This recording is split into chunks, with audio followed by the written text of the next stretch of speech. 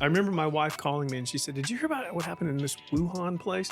Which at the time we never heard of Wuhan, right? Right. Never. She says, "Have you heard that they shut down this entire place with millions and millions of people?" And I said to her, never in a million years that happened in the United States. I mean, that's like 3 Dallases they shut down. And I'm sure everybody else said the same thing. Same. Right. Yeah, same. We're in the basement of City Hall one afternoon and we're starting to get phone calls. And they're saying, "Hey, the president's going to shut the country down. The president's going to shut the country down." And we took a little break and I went out and called all my kids. And I said, "Okay, look, don't panic. I'm just telling you, you should probably go to the store and maybe buy some water." You know, who knew toilet paper was the most Right. important thing to buy? Today we have the privilege of having the former mayor of Midland, Texas here, Patrick Payton. We're so happy you could it's join good us to be today. here. Yeah. Patrick also has a podcast he's been doing for a number of years called No Neutral Moments, audio only. He's actually now premiering it in video format on YouTube, and we will provide a link. Thanks a lot. So let's start with how you got to Midland in the first place. Yeah. Well, it's kind of a long story. My wife and I were raised in Oklahoma, in Tulsa area. We went to church together. We met in the 7th grade and met back again in college, and we were married and we were doing family. And I was a food broker back in Oklahoma, which meant that I represented various food manufacturers like Jimmy Dean, Sara Lee, all the 35 different food manufacturers. It was a great business. We played a lot of golf and had a lot of fun. And we were leading a little Bible study in our home. I was a deacon at the church we were at in Edmond, Oklahoma. And we sort of just had this moment where we said, "Hey, what if we, it's just a longer story, so I'll shorten it. What if we just sold everything and said, okay, God, what's next?" And so we just did and cashed everything in, cashed in my 401k. That led us to Louisville, Kentucky, to a seminary, because back in the 90s, you didn't, to follow the Lord just meant you went to seminary. I mean, there's no other option. About that time, why that story is important is because somebody from Oklahoma City that we went to church with moved down here to Midland, who was in the oil and gas business, and started going to First Baptist Church. First Baptist Church decided they wanted to plant another church in Midland on the northwest side of town. And just so people don't know Midland, but for those who are new to Midland, like, well, you're not new, but I'm new. Northwest Midland, when we got here in 1999, was Lowe's and Abel Junior High. That's it. And that putt-putt place. That putt-putt place. There was nothing out there. And the Loop wasn't even open when we moved here. So this friend of mine was put on what they call the pulpit search committee for this new church start. And through a series of events, he found out I had just finished seminary, my wife and I and our kids. And so he called and said, "You want to come to Midland, Texas?" And honestly, no joke, I had never heard of Midland, Texas. I'd never heard of Friday Night Lights. I didn't know any of this stuff. We flew in here on a night flight, which people laugh about, but they did that on purpose because when you're flying in here at night, you're like, wow, look at all those lights. And then you wake up and it's kind of a shock to the system a little bit. And then that's how we got down here, and we started this a little committee at First Baptist Church to help start this new thing that became Stonegate Fellowship. And we started it, our first services were in August of 1999.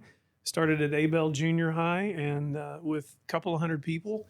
And then it grew to about 5,000 people every Sunday. And that's how we got down here. Nice. Yeah. I saw lights the first time I got to Midland at night. It turns out it was like flames shooting out of the Yes. And I was like, what is this? Why is everything on fire? When I moved here, oil was $10 a barrel. Wow. Nobody was moving here. Everybody thought, you all are insane. And we didn't know sanity from insanity at the time. We just thought it was an opportunity. And, the football stadium, it's hard to, if people aren't from here, it was like this little, I called it Mayberry on speed is what I called it. It was just, at any moment, Andy Griffith or Barney Fife could show up. And it was a very much slower atmosphere. Yeah, it's just like a small town. And, I was in a meeting one night and it started raining, and the people who were Midlanders literally stopped the meeting. And I was like, what is going on? Did I mess up? Did I make somebody mad? And they went outside to go watch the rain. And I actually had that happen to me where I was on the other side of that this past week. I was like, it's raining outside. everybody stop and look out the window. So Terra does that now. In That's- the backyard. He is like, what is wrong with you? I'm I like, don't do you want to go outside Right. and watch it with me? And I'll Yeah. just stand on the back porch. I'm like, and then the next day everything will be green. Yeah. It's the craziest and then your thing. weeds are like 10 feet tall. All of Oh a yeah, sudden. yeah, it's crazy. But that's how we got here. 24 years ago. Okay, so 20 years pastor at Stonegate, Yeah. right? But obviously you had a business background. Yeah. So let's jump to, obviously, like, here's what I heard coming to Midland, like, from everybody. Great place for families, great place to raise your kids. Did you find that to be true as well? Yes, in general. Maybe this isn't a nice thing to say. I was mayor, but Midland is also very private, I think. People, I'm avoiding the word cliquish. It's sort of, I'm a big fan. I'm into musicals. I used to do musicals when I was young, and I was the Music Man years ago. And there's a song in the Music Man where they say, welcome to Iowa. And the whole premise of the song is, we'll be nice to you if we want to. And so there's a little bit of a vibe here in Midland. Like, we're out here in the desert, and if you stick around for a while, it'll be a great home for you. Yeah. I mean, you get that vibe? I mean, I do. And I hear that from a lot of other people. Like, unless you have like your core group, whether you meet them through church or CrossFit or right. or whatever, like it can be hard for people to like find their people. Yeah. I mean, Yeah. You feel like you're kind of in rush week at college. And then you get into the fraternity and you're a West Texan. Yeah. And so Got to earn your stripes. you gotta earn being West Texan because Yeah. it's just a different way of life. And so it became a great place to raise our kids. They're all grown up now. We have 5 grandkids now. But and then we were here at the perfect time for when Midland just sort of, there was nothing radically new taking place in the oil and gas industry, and this whole idea of hydraulic fracking had not taken off yet. And so around 2005, 2006, 2007, that's when things started to ramp up. And this is the first time we noticed that when there was this great recession of 2008, we began to see the opposing cycles of being in West Texas. So when the economy is rotten in the rest of the country, Midland tends to be this really thriving place. And when Midland is not doing so good, sometimes the rest of the nation is doing really well. We're like polar opposites. Interesting. Yeah. I've been here almost 3 years now, so I'm trying to still earn my stripes. But, Yeah. I grew up in Las Vegas, which is, again, there's no city like Las Vegas in the country. And if Midland was like Las Vegas, I would be scared for the residents here. But also I think that, every city can end up in sort of like a vacuum of their own echo chamber. Yeah. So not being from West Texas, not knowing anything about the oil and gas industry, moving here, I didn't really have any preconceived notions. When I got here, the first thing I was exposed to were super nice people, right? And Terra hadn't been back, you left after, you had been gone for, a couple decades, Yeah. 20 years. And I told Terra, I go, is this how Midland is? And she goes, oh yeah, it's the nicest people. She's like, now, they're going to know your business because it's a small town. But I'm telling you, as long as you're not, shady Yeah. and a jerk, Yeah. right? Like, it's great and people are great. And I was like, man, this is not Vegas. This is true. This is very true. Yeah. Except when it rains, in Vegas, when it rains, everything floods. Yeah. And here, when it rains, it Yeah. floods. And funny enough, Vegas is probably one of my top 3 places to visit. Yeah. Like, it's my favorite place. Because we learned when we moved here, you could get on that nonstop flight and you could fly to Vegas. And if you left here at 10, you get to Vegas at 10. Yeah. And then you go see shows and you come home on a nonstop flight, and it's fantastic. So, Yeah, if she would had- tell me the stories about people like when oil was booming, right? It was like flights to Vegas, let's buy our own plane, let's go. You know what I mean? I'd be like, what's happening in this? Where did you grow up? Yeah. But I also got here in 2020, so let's talk about 2019, 20. So Yeah. you retire from Stonegate as the founding pastor, and you make a run to become the mayor. Well, we retired from Stonegate because I made a commitment that I would leave before they told me to or wanted me to. I always saw pastors of churches stay forever and prop up these kingdoms and fiefdoms, and the church was thriving. It was out of debt. It was doing the best it's done in 18 years. We were like, you know what, now's the time to get out. And didn't know what I was going to do yet. I had the Payton group already started because people had asked me to consult, travel, and speak. And and I recorded a podcast actually that because the rumors were I was leaving to go run for public office. I'd been real involved in Washington, D.C. things and some advocacy issues, and had been to the United Nations and all these places. And so everybody thought he's leaving to go run for Senate. He's going to run for the House. And so I do this podcast, and the interviewer says, "So are you going to run for Senate?" And I said, "No." And I said, "And I'm never going to run for mayor." So the funny thing about that is when I decided to run for mayor, my youngest son told me, he said, "Dad, if I was your opponent, I'd take that clip and play it on air over and over and over again." So I'm like, "Thank you, son." But no, we just, oddly enough, I didn't have any intention or desire. We just had a lot of people ask us, "Hey, why don't you consider running for mayor? We think you'd be good to run for mayor." And there were no issues really to run on. You know, growth of Midland, different ways to grow. You could talk about that, but when you get in office, that's a little harder to do than you think it is when you're campaigning. We learned the slogan that you campaign, then you're elected, then you have to deal with reality. And so, yeah, we ran for office. We had a great win. I mean, we had an overwhelming win, and then we walk into office in January, and honestly, it was just felt like we were on a rocket ship. I mean, the economy was thriving, and you know, I don't know if you want me just to go right into when all hell broke loose. I mean, yeah, so you get elected in the end of 2019. You take office in January 2020. January 2020. Sounds like it's cruising. Oh, right? yeah. Like at least for the first 3 months. Yeah, You're to going the like- end of February. Okay. Almost to the end of February, we're hearing about this China thing. I remember my wife calling me, and she said, "Did you hear about what happened in this Wuhan place?" Which at the time we never heard of Wuhan, right? Right. Never. She says, "Have you heard that they shut down this entire place with millions and millions of people?" And I said to her, "Never in a million years that happened in the United States." I mean, that's like 3 Dallases they shut down. And I'm sure everybody else said the same thing. Same. Right. Yeah, same.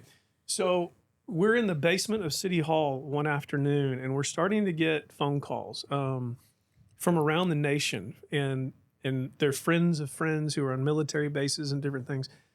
And they're saying, "Hey, the president's going to shut the country down. The president's going to shut the country down." And my friend from this military base said, "You need to go get ready." And I remember we took a little break, and I went out and called all my kids. And I said, "Okay, look, don't panic. I'm just telling you, you should probably go to the store and maybe buy some water." You know, who knew toilet paper was the most Right. important thing to buy?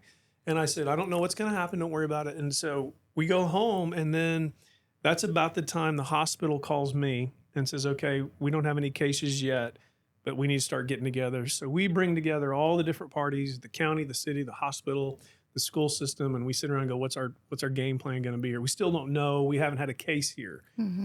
And next thing we know, the hospital calls and says, "We have a case." And I'm like, "Okay." And then next thing you know, the hospital calls and says, "Okay, now we got more cases." And next thing we know, hospital's like, "Okay, now we're getting kind of overrun." And that's about the time, you know, March, it just all starts ramping up. And then that's, you know, I use the phrase when all hell broke loose. So that's really when it got nutty. And it's when we saw how easy people could get afraid. Nobody knew anything. You didn't really know what data you were getting. You felt like the healthcare workers were doing the best they could, but really didn't have maybe all the information you wanted. And it was early on in that when you began to see out of uncertainty almost came this draconianness, so to speak. And already you were hearing people say, "But what about? But what about?" And, you know, now the conversations are rampant about what about ivermectin or hydrochloric 1 or whatever it is. And it was just something in me said, "Hang on a minute." And because we lived in Midland, this goes back to the character of Midland. You don't tell West Texans what to do. It's not probably. It is the reddest political district in the United States.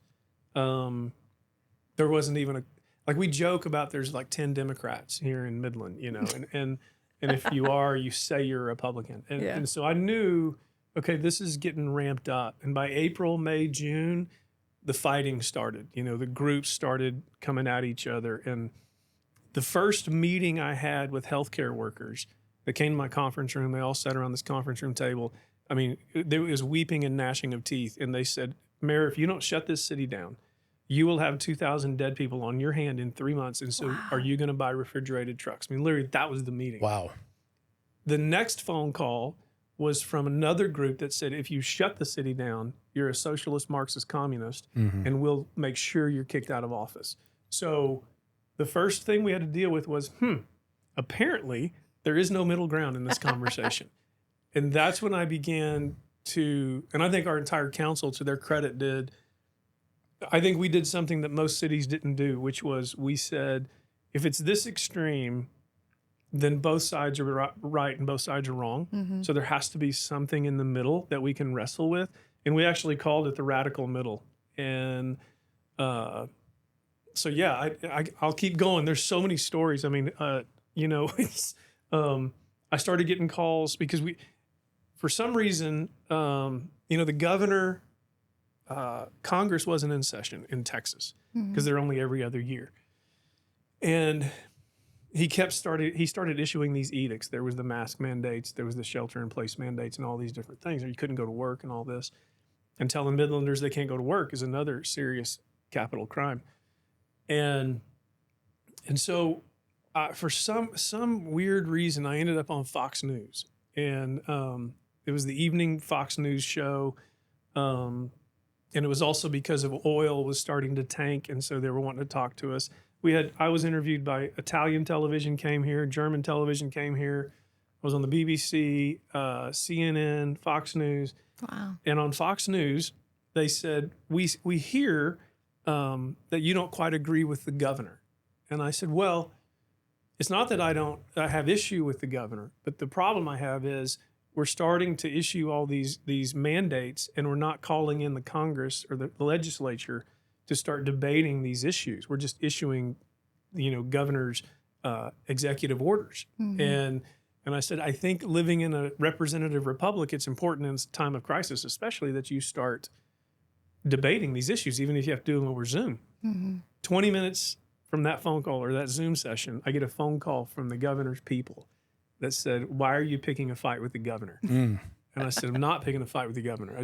I believe this. And then that led to several other discussions, and which ended up covering energy. And so we, as a city council, the mask mandate thing came up, and we put it on the agenda to debate it. And man, you talk about a council meeting. I mean, people were there, they were picketing, they were, shouting at each other and all this kind of stuff. And I said, look, I'm not going to become a dictator. We're going to vote on it as a council. And we voted it down, and more haters came out, and we had police in front of our house protecting us and all this kind of stuff. Yeah, you got.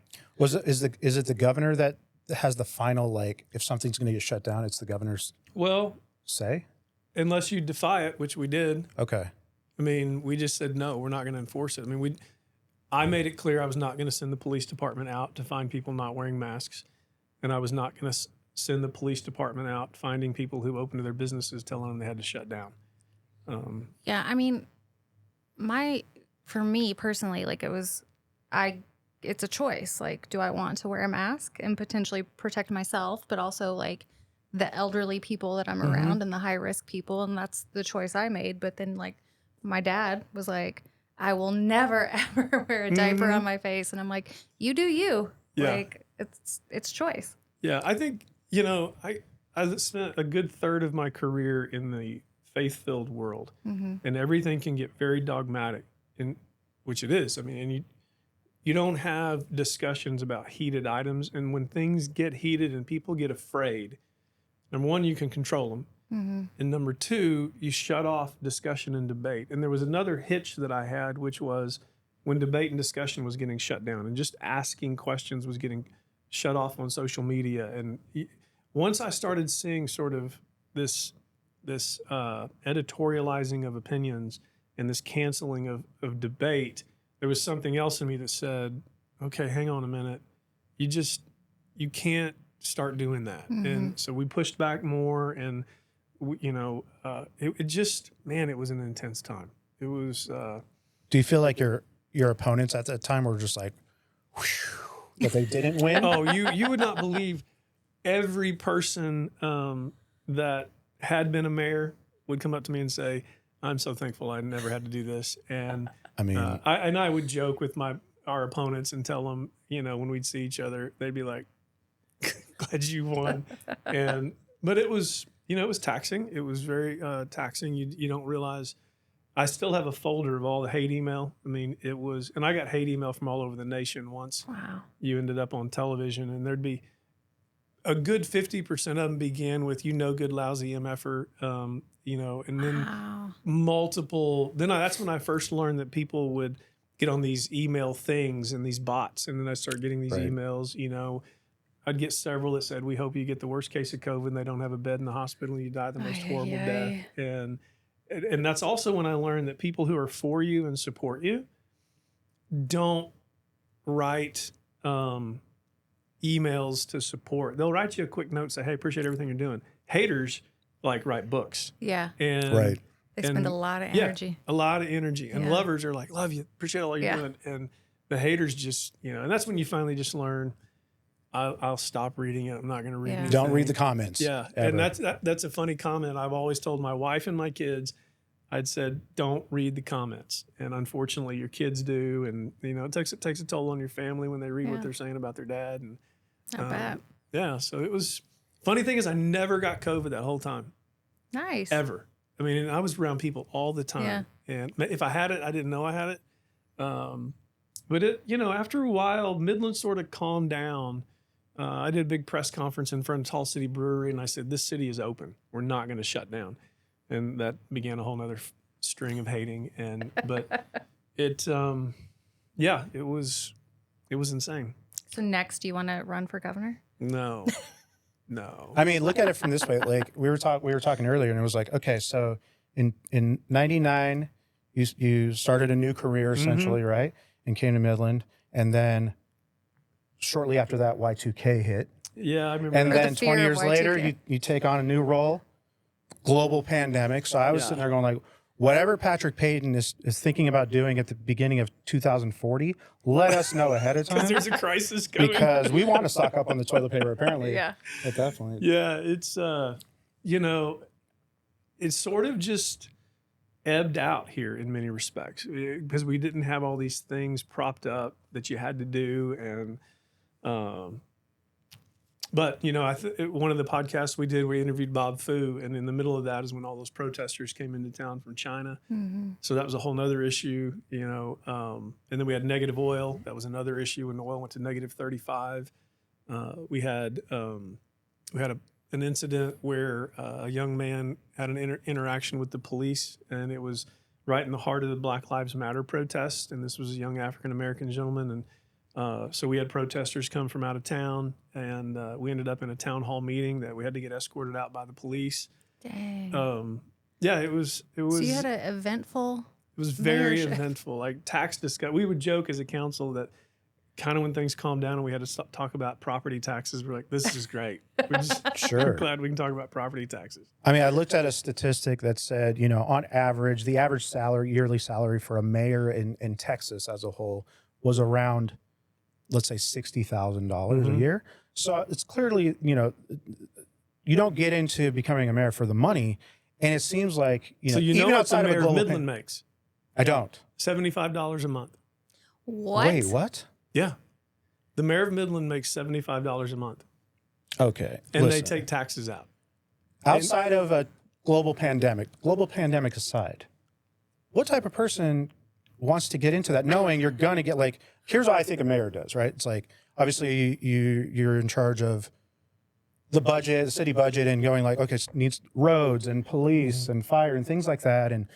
But the amount of controversy or hate potentially, right? You're not going to please everybody.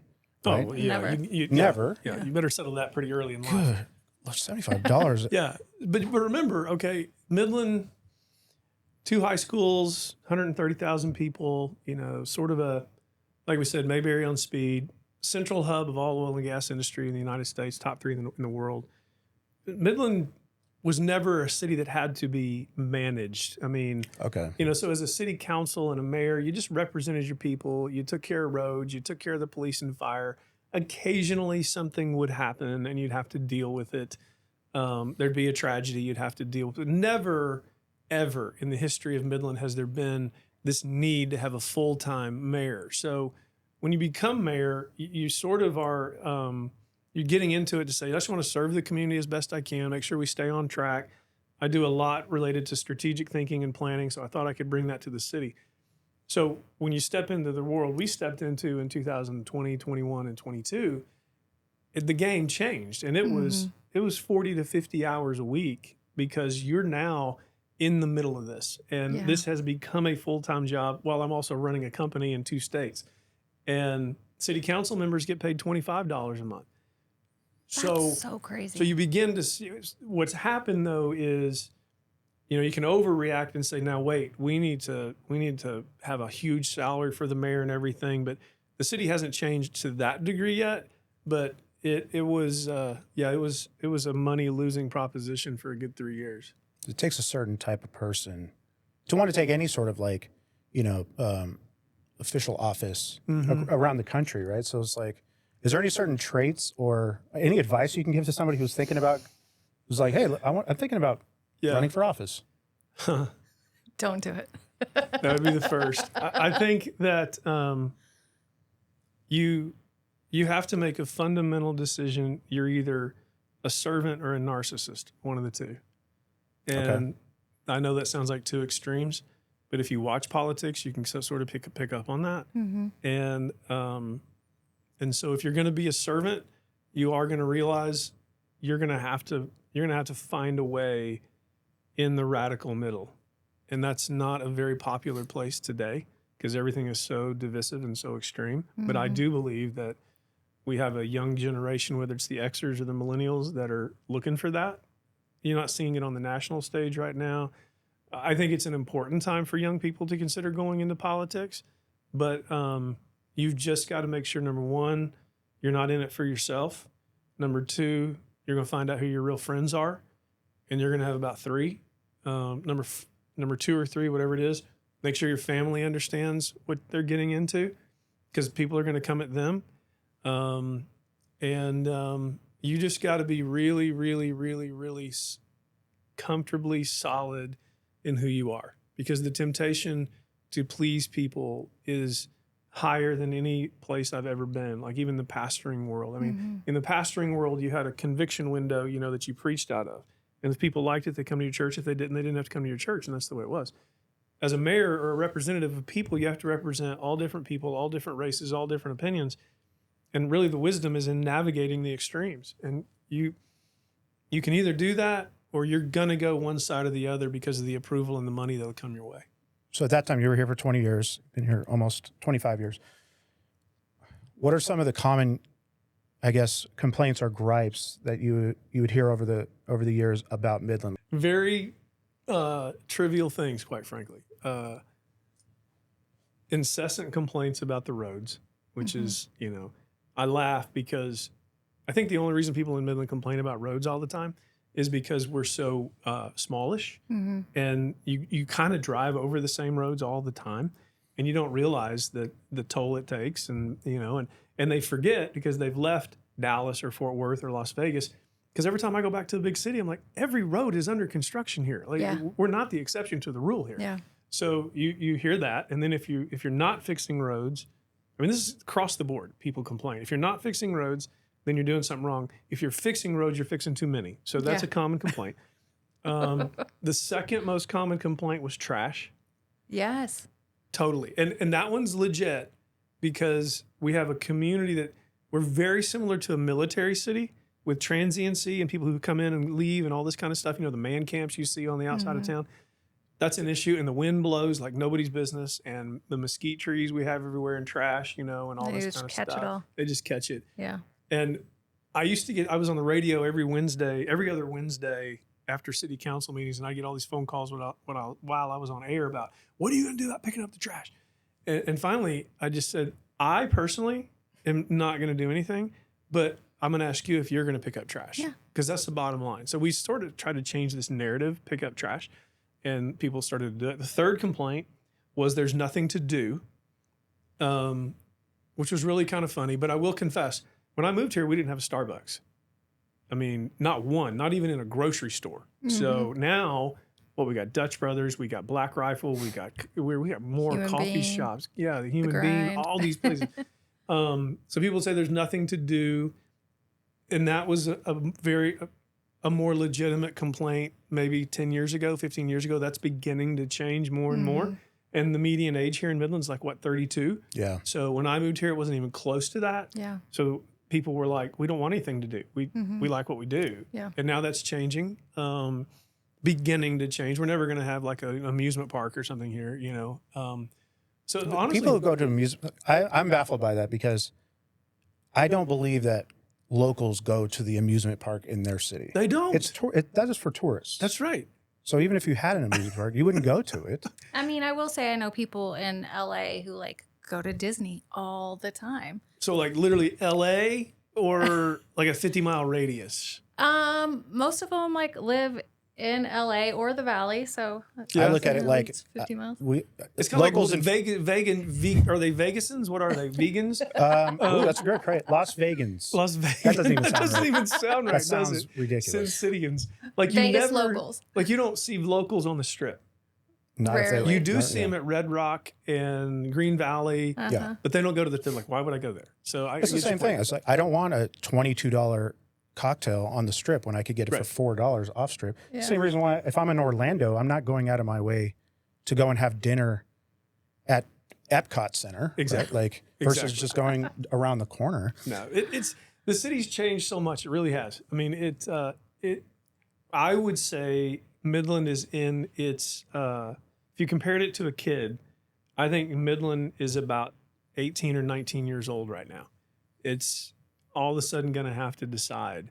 Okay, we got to grow up now. Like we're not what we used to be. We don't know what we're going to be, and the industry has dictated a lot of that. So I don't know what years you were here, but in the past when there was a boom, there was this flood of people who would show up here, and as soon as it retreated, the flood of people would leave. And I told you when I moved here, oil was $10 a barrel. We needed office furniture for the church.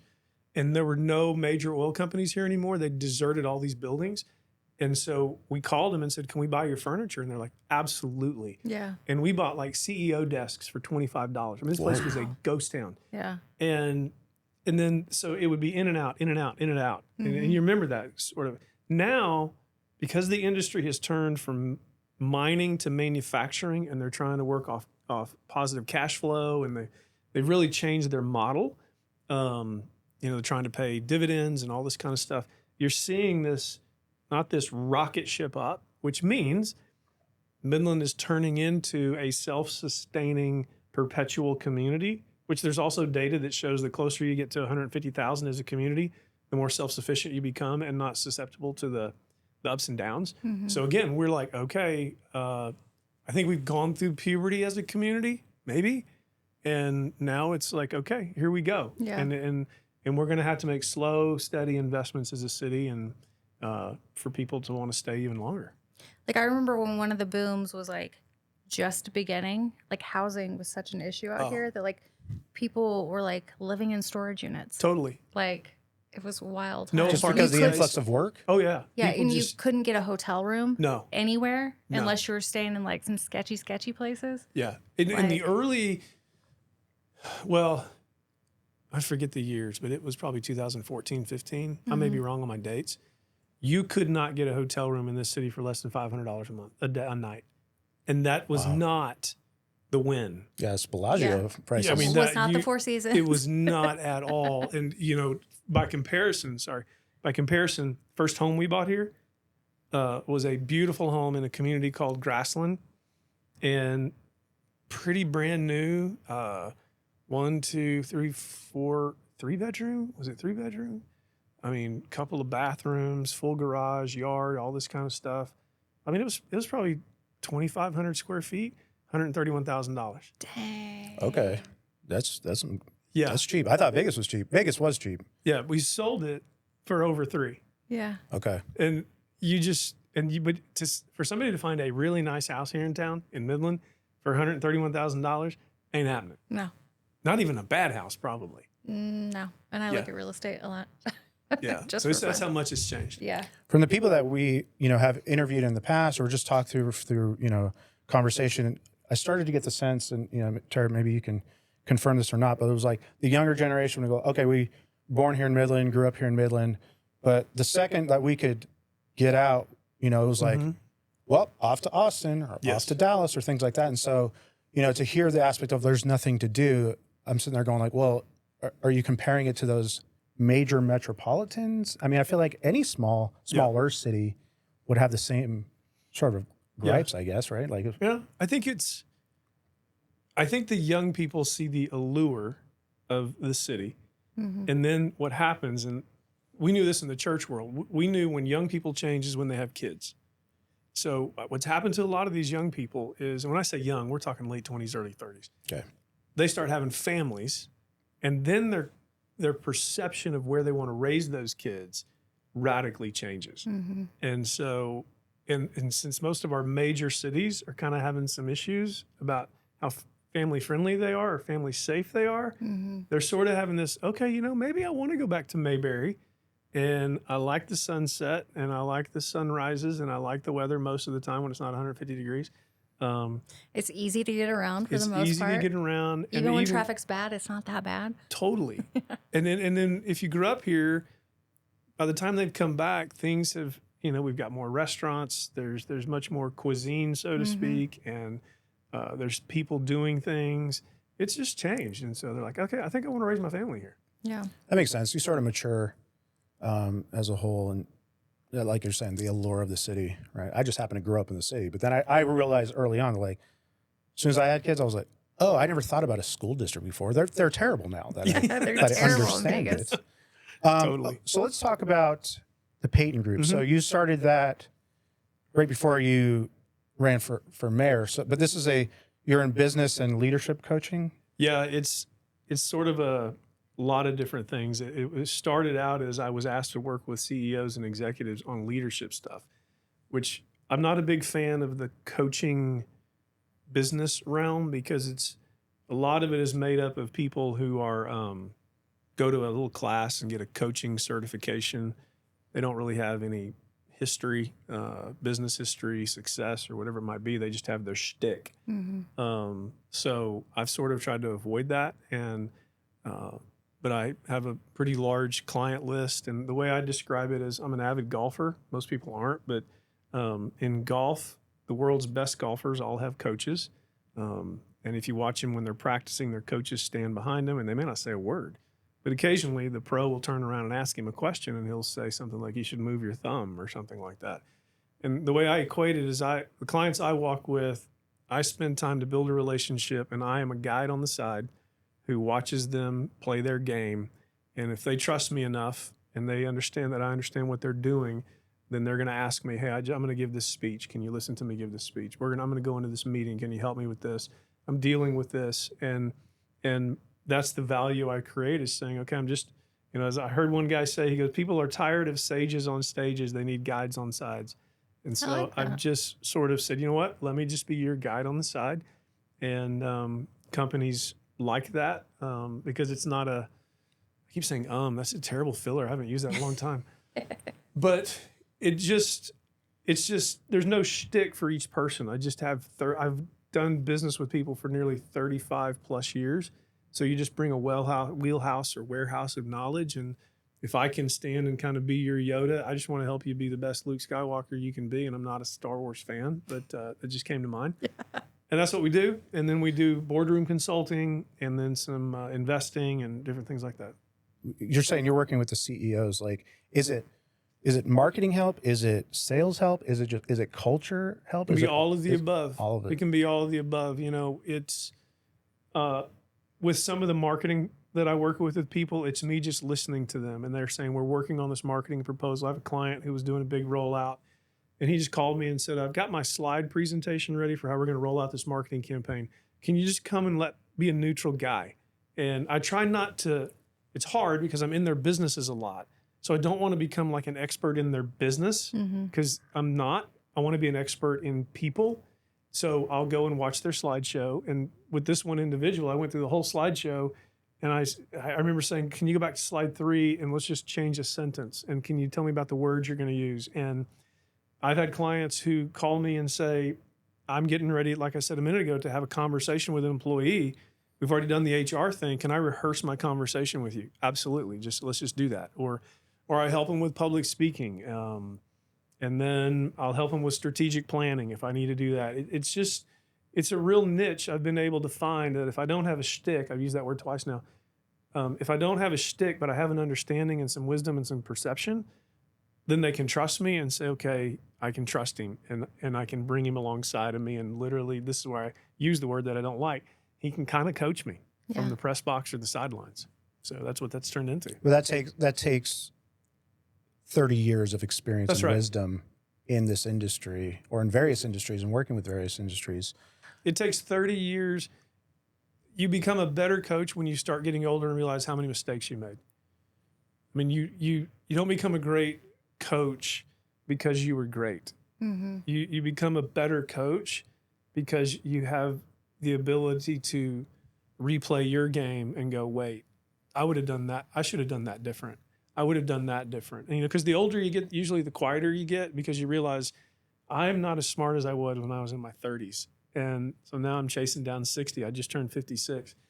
And I'm much more comfortable with I'm not that smart, but I can watch, And it's important to be able to learn from your mistakes and recognize them and go, okay, cool. This is what I should have done, instead of being like, I'm perfect all the time. Yeah. And never mess up. And you can tell somebody, hey, when I went through that, let me tell you what I went through. Yeah. And then you just take what I'm telling you and see what you want to do with it, and from conflict resolution to how you have conversations with people and how you can be patient with people. Probably my first 10 years of being a pastor, the Lord was just gracious that I was so aggressive to just push and push and push that I didn't run over people, And I remember this moment I had this idea that I was like, you know what? I'm actually going through people to get stuff done rather than taking people with me through issues. And that was a big kind of aha moment of, wait a minute, this is all about relationships. This is all about building each other up. And in business, I think there's a generational shift taking place where the young generation, the 30-somethings, they want to know first, can they trust you? And then do you know who they are? And do you really want them? Because young people aren't worried about if they're competent at something. They can figure stuff out so fast. Mm-hmm. I mean, they can use Chat GPT or they can go to YouTube and learn something. What they want to know is there a relationship in this thing? Yeah. And that's a cultural shift. Speaking of YouTube, especially, I wanted to get your thoughts on, because, I have, 18-year-old son, 22-year-old daughter, right? You're talking Gen Z. Mm-hmm. Is that Gen Z? That's Gen Z. But I hear time and time again, the teenagers out there, it's the number one career that they want to be in is a YouTuber, right? And I feel like gone are the days of, and even for my generation, I didn't think about spending 30 years at one company and get, and retire from that one company and get a gold watch. I think everything is so fast paced now, but I'm curious to, when I go through YouTube, you just get inundated with this, how to make a $50,000 in 24 hours type of mentality, right? The maximum amount of money for the least amount of work, right? And the least amount of time, which traditionally was the perfect storm of getting scammed, right? But I mean, so as someone who's spent 30 plus years honing different multiple skills, what advice do you have for this generation? First, I think it's fantastic that some of them could make really insane amounts of money.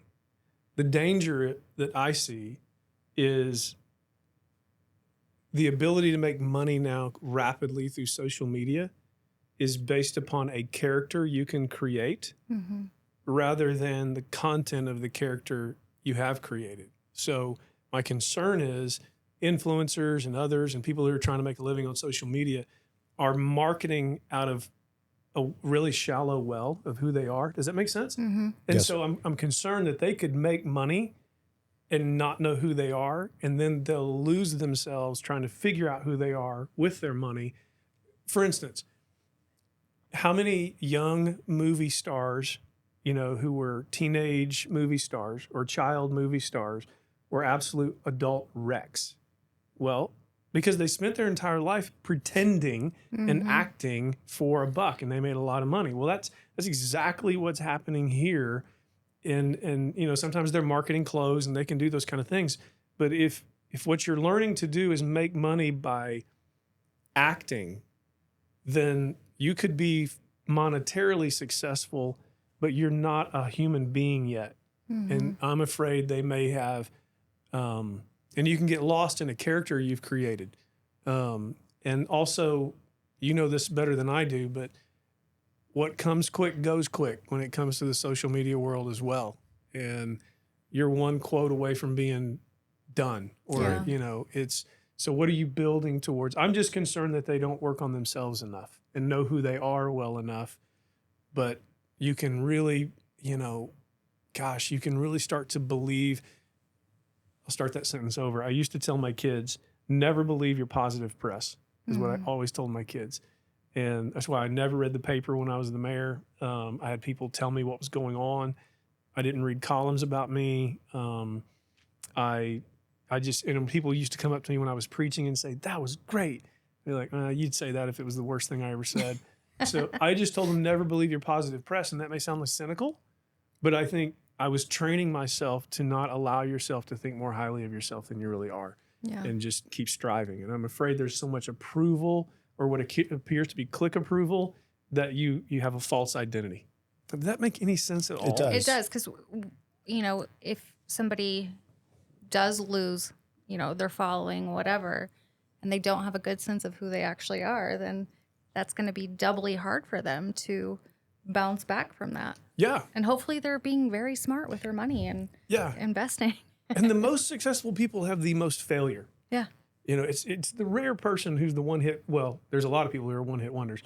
It's the rare person who hits it right the first time. And the way the mental things are happening to kids through their digital screens, they're not even digitally healthy enough to deal with rejection.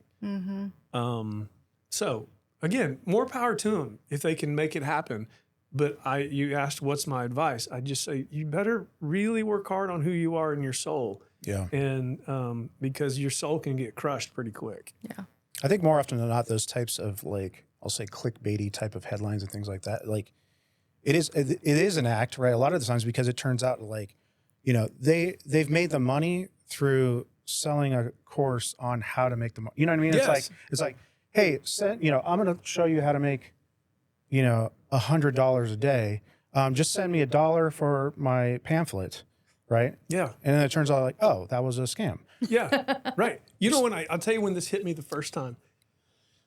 I had a person here in Midland who asked me if I wanted to write a letter to President Bush. This was early in my career here in Midland, because Bush is from here, W, and his friend network is here, a lot of it. And so they would go to the White House for Christmas. And this friend called me and said, I may be in the company of the president, and if I am and I'm able to have a conversation with him, would you like to write him a letter and I'll hand it to him? And I said, well, yeah, who wouldn't do that? So I wrote him a letter and talked about some stuff going on in Sudan and China, and and then one day I'm in my car and my phone rings and it says Washington, D.C. And I think it's junk. I'm not even thinking about my letter. Sure. So I don't answer it. And voicemail comes through. Mr. Payton, this is President Bush's scheduling secretary. He'd like to visit with you next week. Could you make it? I'm like, let me check my calendar, right? So I'm like, yeah, game on, And so we go to Washington, D.C. There's another gentleman with me, and we're going to have this meeting with the president. And we're already being told, at any minute this could cancel. The president's world can change. You're sitting if you've never been to the White House, the Oval Office and the whole area there is really tiny. It's not big. The Oval Office is kind of big, but everything's real small. I mean, it looks like the big White House, but it's kind of old. And you're sitting there in this lobby, and you can see the door, and you're like, I might go in there. And then they're like, the president will see you now. And they open the door, and he's like, are you Patrick? Because I'm like, how do you behave in this thing? Right. Do I bow? Do I curtsy? Do I shake his hand? And he walks up and gives me this huge hug. I'm just, don't hug back, whatever the case might be. So we sit down, we have this great conversation. They said it'll probably be a 15-minute deal. We're there for 45 minutes. We have this great conversation. okay, that's great. You know, you just saw the most powerful man in the world, had a 45-minute conversation. To your point, though, about influencers and digital and young people, we walk out, there's no press. I remember exactly the door we walked out. I could take you there today. We walk out across the street, and I distinctly remember looking up and seeing the sky and looking down and seeing the grass and thought, I just saw the most powerful man in the world. The sky's still blue. The grass is still green. People are still people. And I got to do life and not think I'm special because of this. And it was just and I've met him several times after that. And it's been just realizing it's just human beings trying to figure this thing out, man. Yeah. You didn't grab your phone, let's take a selfie and put Did it on, not take tweet one it out. picture. Did not even, the only picture we took was the White House photographer. Sure. That's it. Wow. Yeah, I'd probably fall into that camp too. Like, because again, it's that lifestyle. I was like, if I don't put this on social media right now, it didn't happen. Yeah. Didn't happen. Yeah. Let's so No Neutral Moments, your podcast. When did you start that? Shortly after I retired, we had coined this phrase, or I had coined this phrase in a sermon several times when I just said to people one day, I said, you know, it was the phrase I said, you just need to understand there's no neutral moments. And kind of where it came from was I was traveling a lot and in airports a lot and realizing, you know, you start in the world of the airport, if you're there all the time, you get more flights canceled, things happen. If I was, how do you say this correctly, guys? I was being more recognized in airports, so you might end up in a conversation or something, and more often than not, flights would get delayed, and I sort of had realized, you know, that lady behind the desk is not the enemy, and so how can I engage this moment to help her? And I just started noticing more of, wow, every interaction with people has no neutrality to it. There's a word that's going to be said. There's a facial expression, and it really was very burdening and convicting to me that, you know, somebody's watching, somebody's paying attention. And so we just said there are no neutral moments, and pay attention to what's going on and what's going on around you. And now I have, you know, over probably almost a decade of just stories of you thought you were in this moment for yourself, and all of a sudden it got engaged and it was no longer neutral. So we just said, let's do no neutral moments and see what happens. And, you know, it's not something we spend a lot of time on, but it's something that because of you and Jesse and others who have said, you gotta, you know, because I never did Facebook or any of that when I was a pastor. Thank the Lord. Because can you imagine if I'd run for office and I had, you know, 15 years of Facebook posts? Sure. I mean, so, and I don't even know how to log in to anything else I have, but some people who care about the trajectory we're on have said, you need to try some of this, man. And you have, and you've coached us through this and said, let's try to take this to the next level. And so that's where No Neutral Moments came from. And it's been a good ride. So yeah, we're excited that you're filming your podcast here in our studio. I'm very grateful for that. Definitely excited. Yeah. You know, I get the pleasure of, you know, seeing you at work, really. I mean, like a great interviewer, you got some amazing guests. So, you know, who's this podcast for? Wow, that's a great question. I think I would hope it's for just about anybody who wants to just listen to someone maybe tell about the wisdom of their life. I've really sort of never really believed that I have much that anybody needs to hear me say, but people have asked me to speak and to speak to others. And so we just do that and hope that there's something we can say that encourages them and something that we can say that helps them know there's another story. You know, for instance, when we just interviewed Lori, you know, and hearing her stories about India, you know, were incredible. Or I said Lori, it's Laura. When we interviewed Bob Fu and you hear what's happening in China, it's incredible. You know, we'll talk to Tracy Bentley here coming up soon and finding out what's really going on in the oil and gas industry. And then the interview we'll do with Lisa Bounds about trafficking. It will be, you know, so you just, you know, I have no intention of being Tim Ferriss or, you know, something like that. You just sort of realize maybe there's a small audience that we can bless and they can enjoy and get something out of it. That sounds awesome. So you're not on the heel. You're not trying to go after Joe Rogan or anything like that. I'm gonna let Rogan have his thing. If he has me on his show, I'll be happy to be on his show. I don't know if I could last 3 hours. It's crazy. Yeah.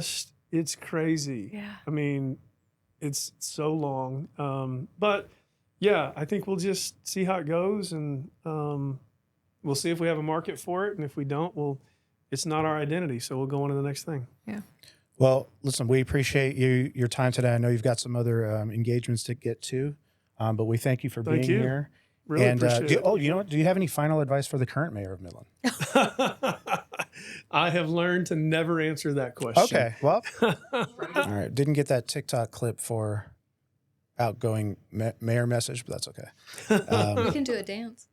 Yeah. What are you again, thank you so much. Listen, check out No Neutral Moments. We'll put the link, the first episode here on YouTube, and check out the Payton group if you're you're talking like high level Fortune. Yeah, I'd do 500, very Fortune little 1000. one-on-one stuff. Okay. I mean, I do one-on-one stuff with people inside companies, but I've pretty much priced myself out of the one-on-one market. Good for you. Good for you. So listen, if you're a high level CEO and you want some help, growing, scaling your business, reach out to Patrick. And yeah, we'd love to. Be great. Again, thank you so much for being here, man. Thanks, man. It's been great. It was awesome. All right. We'll see you on the next one. Bye.